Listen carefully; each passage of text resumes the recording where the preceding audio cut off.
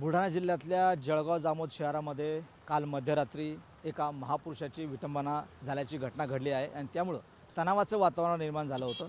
आपण बघू शकतो मी सध्या जळगाव जामोद शहरामध्ये आहे आणि आपण जर पाहिलं तर काल मध्यरात्री या शहरामध्ये एका चौकात महापुरुषाच्या पुतळ्याची विटंबना करण्यात आली होती आणि त्यानंतर संपूर्ण शहरामध्ये तणावाचं वातावरण निर्माण झालं होतं। आज सकाळी ज्यावेळेला नागरिकांना ही घटना माहिती पडली त्यावेळेला शेकडो नागरिकांनी महापुरुषाच्या पुतळ्याजवळ येऊन घोषणाबाजी केलेली आहे।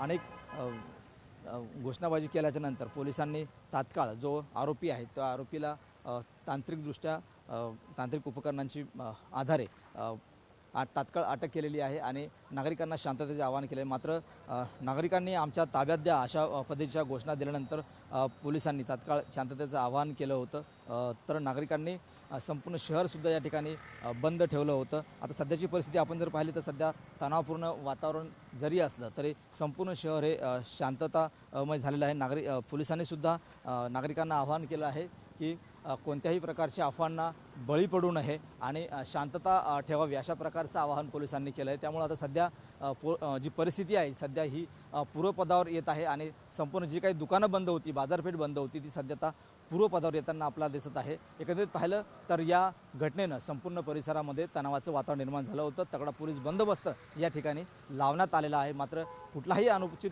प्रकार घडू नये म्हणून पोलिसांनी सध्या खबरदारी घेतलेली आहे।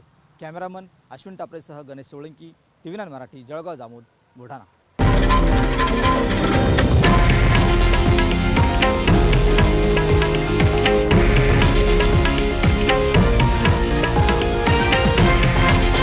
हे आहे देशातील नंबर 1 न्यूज नेटवर्क आणि आपण पाहत आहात TV9 मराठी, एकमेव।